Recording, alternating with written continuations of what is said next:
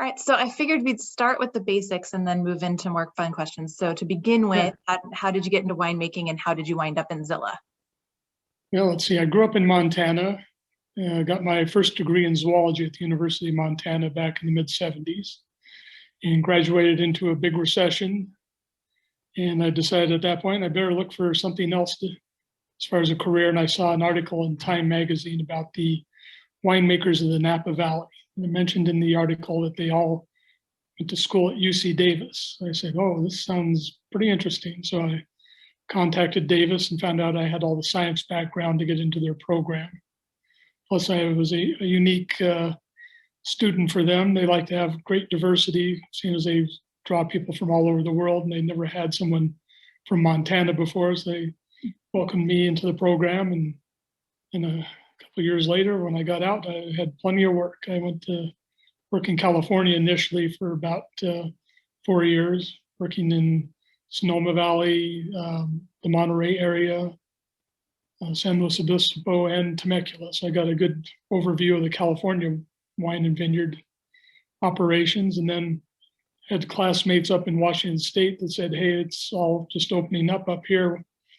Why don't you come up here? There's a demand for Davis trained winemakers. So I went up and started with St. Michel back in '81, joined the winemaking team at their red wine facility in Grandview, which was their main clearing point for all their vineyards and grapes. They were in the process of building the Patterson facility, and then of course they had the Woodinville facility for their whites. So we would clear all the grapes and ship the white grape over to Woodinville and then process all the reds in Grandview. So got my introduction there to Washington wine and viticulture of Washington in general, seeing as they were the dominant purchaser of grapes in the state. Shortly thereafter, one of my classmates who was working in the viticultural part of St. Michel jumped ship to become the manager for a fledgling winery, Quail Run. He asked me to go over there and take care of their white wine production for him their first year and help recruit a red wine production person as well. And then I just kept on jumping from place to place in Washington, helping people put in vineyards and build wineries for folks. I built a winery for Dr. Stewart in Granger that was called Stewart Vineyards. It's come and gone now.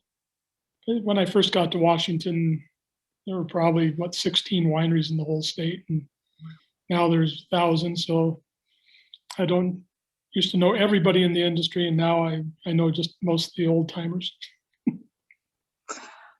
Guess that happens after a while.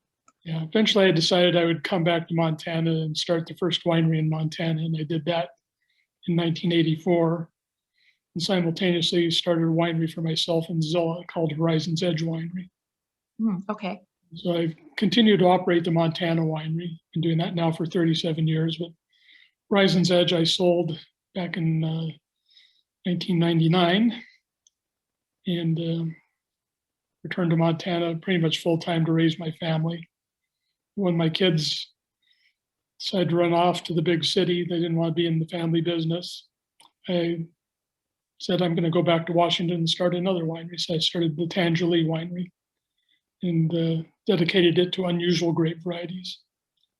And so I've been doing that now since, well, let's see, opened the doors there in 2010. I started the vineyard a few years earlier because I found the piece of land prior to that. It's a nice little 8-acre parcel that was well situated for growing the grapes and putting a nice little winery in. So that's my history in a nutshell there. In a nutshell.